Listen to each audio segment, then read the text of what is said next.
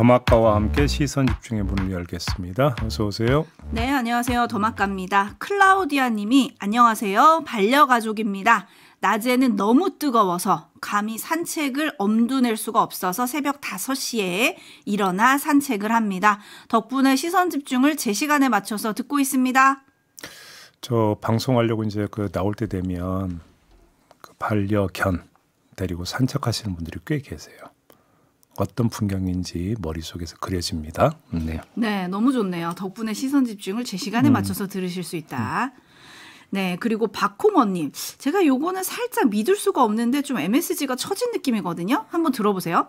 제 와이프는 김종배의 시선 집중을 근무 때문에 본방사수하지 못합니다. 그래서 꼭 잠자리에 자기 전에 자장가로 듣고 있습니다. 잠들기 전에 미니로 제 방을 들으며 마음이 편안해져서 잠이 잘 온대요. 믿어줄 수가 없는데요. JB타임즈부터 시작해서 한숨타임즈다, 뒷목타임즈다, 우리 촌철님들이 붙여주신 애칭도 많은데 마음이 편안해져서 잠이 잘 온다? 이거 오프닝만 듣고 주무신다는 얘기 아닌가요? 제 목소리가 좀 나긋나긋하잖아요. 아우, 예. 넘어가시고. 네. 네, 아무튼 뭐 이렇게도 쓰임새가 있다니 감사할 뿐입니다. 그죠? 네. 그리고 1749님, 오늘부터 고3 아들이 기말고사인데 늦게까지 공부하고 시선집중 같이 들으면서 아침 먹고 있습니다. 오늘부터 기말고사 잘 보길 바라며 시선집중이라고 인사해 주셨습니다. 고3 아들. 이야, 중요한 시점이네요. 파이팅. 건강관리 잘하고. 네. 지금이 가장 고비잖아요. 그죠? 그럼요. 제일 중요할 때죠. 네. 자, 합격 맛집이 인정하는 곳이기 때문에. 간단히 얘기를 하면 여름방학은 없다. 이렇게 생각하고. 네. 왜 또 미간을 찌푸려요? 아니 갑자기 추워졌을 것 같아요. 1749님의 고3 아들님께서 제이비의 말을 듣고. 저는 리얼리티를 추구하는 사람이기 때문에 현실 호도성 발언은 못합니다. 네, 여름방학은 없어요. 고3. 네. 화이팅! 1300님 제이비 이제부터 멘트 바꾸세요. 여러분 안녕하십니까? 아니라 잘 견디셨습니까? 반드시 가을은 온다. 이제 여름 시작도 안 했어요. 가을 온다는 좀 먼 얘기 같은데 잘 버티시기 바랍니다. 네, 오늘 모든 멘트를 리얼리티로 받고 계시는 제이비와 함께하고 있습니다. 뉴스 가겠습니다. 오늘 주목할 첫 번째 뉴스 어떤 건가요? AS용으로 이 소식부터 짤막하게 전해드리고 넘어가겠습니다. 어제 전해드렸습니다. 리박스쿨과 연결돼 있다는 의혹을 받고 있는 김주성 한국학중앙연구원 이사장이 오는 10일 열리는 리박스쿨 청문회에 증인으로 채택이 됐지만 참석 못한다라고 통지를 했습니다. 7월 1일부터 20일까지 미국 간다라는 이유로 불출석 사유서를 보냈다고 하는데 미국에 왜 가는지 그 이유가 밝혀졌습니다. 김영호 국회 교육위원장이 밝힌 바에 따르면 그 이유가 미국에 있는 손자 생일잔치에 참석하기 위함이라고 합니다. 말문이 막혀서 그냥 이 소식만 전해드리겠습니다. 네, 박상록 님이 또 도망갔네요 라고 보내주셨는데 참 이 이유를 적은 사람도 어이가 없고 이 이유 때문에 국회를 안 나온다는 것도 어이가 없고 여러모로 어이가 없고 그냥 더워지는 뉴스다. 넘어가죠. 네. 네, 제이비타임즈 다음 주목할 뉴스 오디오로 먼저 만나보시죠. 네, 한덕수 전 국무총리는 오전 10시쯤 이곳 서울고검 청사 현관에 들어섰습니다. 내란을 방조한 혐의를 받는 피의자 신분인 걸로 알려졌습니다. 특검팀은 계엄 직전 국무위원 소집 경위와 회의 내용 등에 대한 파악에 나섰습니다. 계엄 당일 회의 관련 한 전 총리의 기존 진술이 CCTV로 확인된 모습과 다른 점에 대해서도 추궁할 걸로 보입니다. 특검은 또 한 전 총리가 계엄 이후 작성된 비상계엄 선포문에 서명했다가 폐기해달라고 요청한 걸 확인하고 이를 집중 조사할 계획입니다. 네, 한덕수 전 총리만이 아닙니다. 내란 특검은 안덕근 산자부 장관, 유상임 과기부 장관도 불러 조사를 했다고 하고요. 김정환 전 대통령 수행실장도 불렀다고 합니다. 참고로 김정환 전 수행실장의 경우 그날 밤에 윤석열 당시 대통령으로부터 국무위원들을 추가로 부르라는 지시를 받고 대상자 명단을 강희구 당시 부속실장에게 전달한 인물입니다. 네, 수사 속도가 좀 빠른 것 같은데요? 그렇습니다. 더 정확히 말씀드리면 특정 의혹, 즉 계엄 국무회의에 대한 수사 속도가 유독 빠른 건데요. 자, 이들 외에 강희구 전 부속실장도 불러서 조사를 하지 않았습니까? 소환 조사만 빠른 게 아닙니다. 증거 확보도 비교적 빠릅니다. 국무회의 이후 계엄 선포문을 따로 만들었다가 폐기한 사실이 밝혀졌고 조금 전 리포트에도 잠깐 나왔듯이 그날 밤 국무위원들의 행적이 담긴 CCTV 영상도 이미 확보되어 있는데 그 영상에 한덕수 전 총리가 윤석열 당시 대통령을 만나고 나올 때 문건 2부를 들고 있는 장면이 들어있다고 합니다. 네, 그전에는 뭐 나와 보니까 양복 뒷주머니에서 뭘 발견했다 뭐 이렇게 얘기를 했었죠? 그렇습니다. 종합을 하면 그날 밤 국무회의의 위법성에 대한 조사가 상당 부분 진척돼 있다는 얘기가 되는 건데 이 점에 기초해서 수사 속도를 올리는 의미를 파악을 해야 될 것 같습니다. 그 의미가 뭘까요?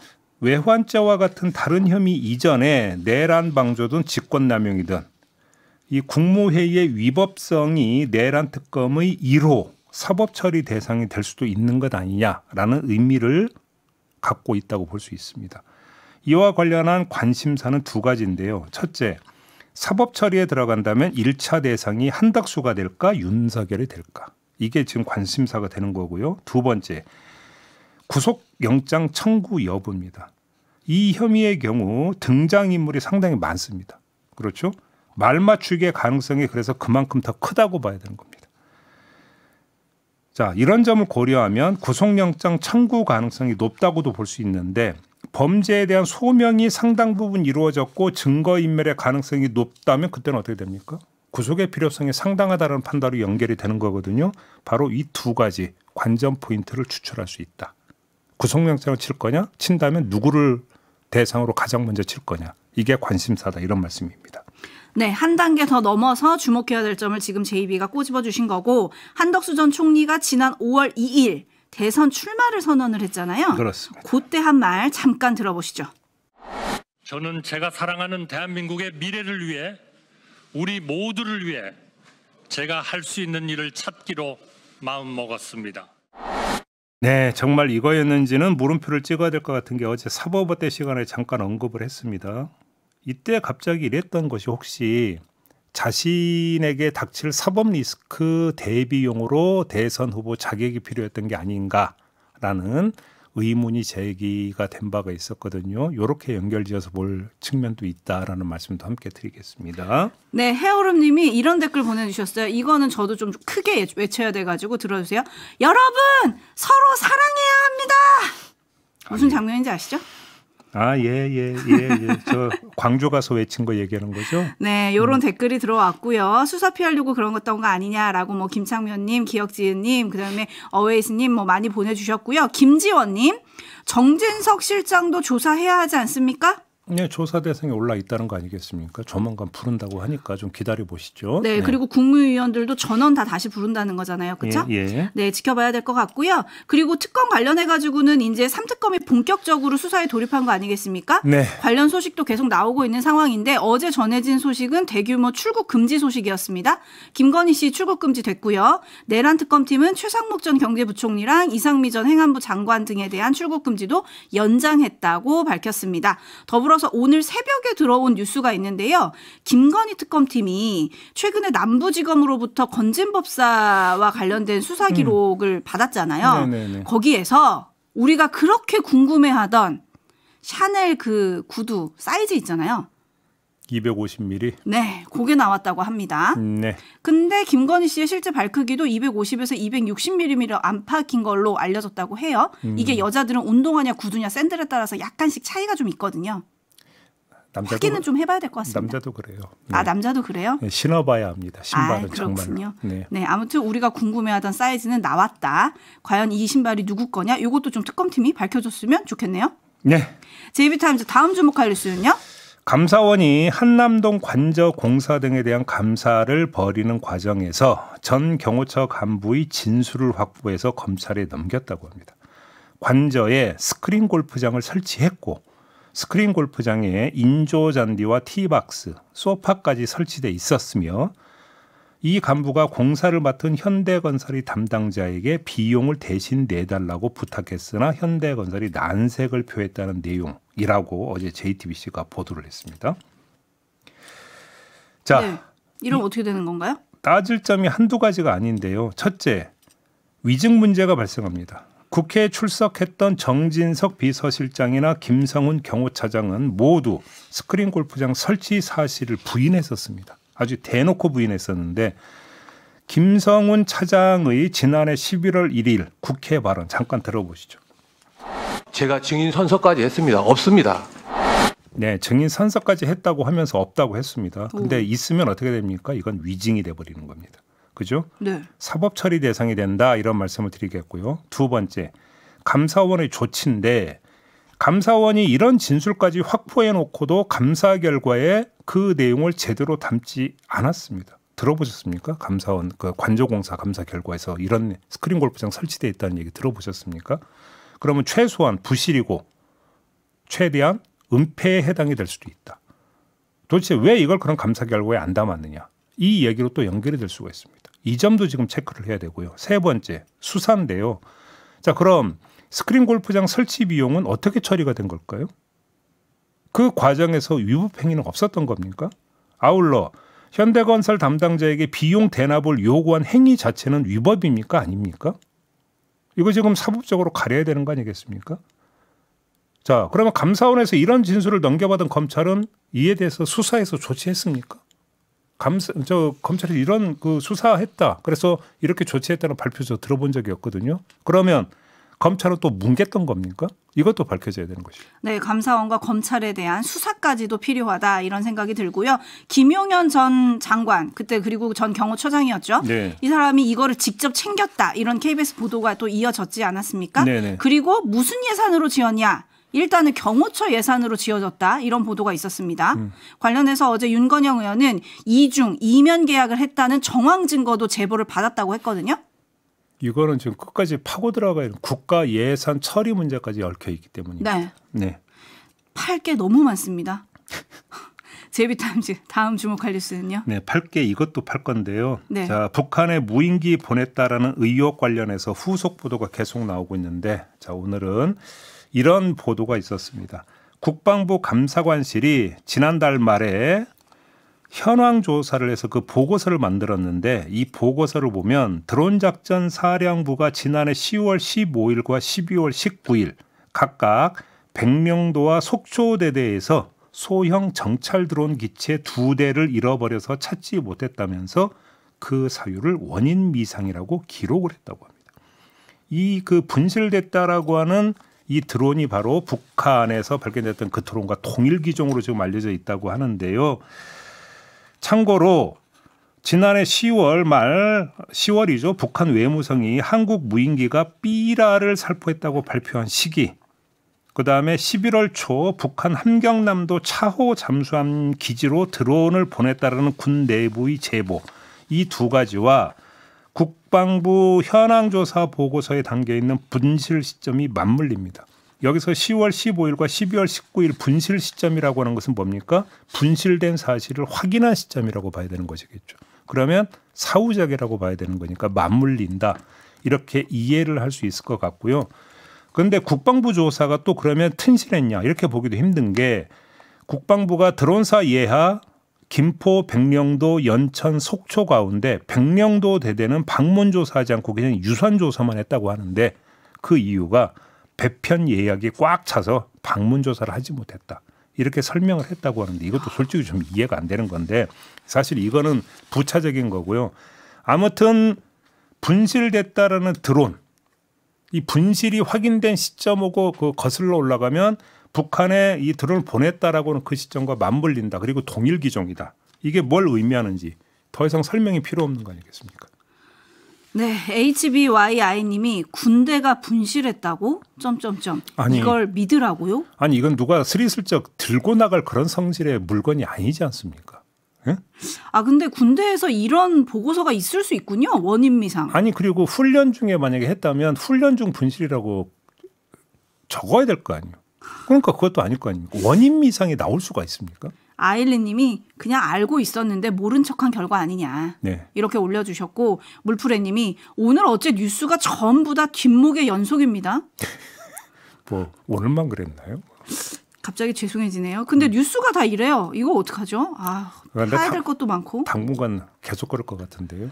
네, 함께 하시죠. 계속 파야 됩니다. 계속 시선 집중해 주시고요. JB타임즈 다음 주목할 뉴스는요. 송원석 국민의힘 비대위원장이 혁신위원장에 안철수 의원을 임명했습니다. 안철수 혁신위원장은 어제 페이스북에 포부를 밝혔는데 이런 내용이었습니다. 악성 종양이 이미 뼈와 골수까지 전이된 말기 환자여서 집도가 필요한데도 여전히 자연치유를 믿고 있는 모습이다. 보수 정치를 오염시킨 고름과 종기를 적출하겠다. 국민과 다시 호흡하는 정당, 정상정당의 처방전을 만들겠다. 이런 포부를 밝혔습니다. 네, 포부가 상당한데 짚을 점은 어떤 걸까요? 저는 그 혁신위원장에 안철수 의원이 임명됐다는 소식을 듣자마자 들었던 첫 번째 생각은 의아하다 이런 거였습니다. 전당대회 안 나가나? 그러니까요. 8월쯤으로 예상되는 대표 경선에 나서는 걸로 알려져 있었는데 혁신위를 맡는다고? 두 가지의 병행이 가능한가? 이렇게 의아해했었는데요. 이 의아함은 바로 풀렸습니다. 안철수 혁신위원장이 밝히길 혁신위원회는 최소 60일의 활동 기간을 보장해야 한다. 그리고 자신은 전당대회는 생각하고 있지 않다. 이렇게 밝혔습니다. 그러니까 당 혁신 작업에 올인하겠다라는 뜻을 밝힌 것이죠. 네, 그 의지가 느껴지는 것 같긴 한데 이런 행보가 안철수 위원장 본인한테 무슨 도움이 되는 건가요? 그래서 한번 이렇게 생각을 해봤습니다. 이번에 선출되는 대표 자리는 성배일까 독배일까? 자, 지방선거 공천을 주도해서 승리로 이끌기만 한다면 성배겠죠. 하지만 지방선거 승리가 어렵다고 만약에 본다면 그 자리는 독배입니다.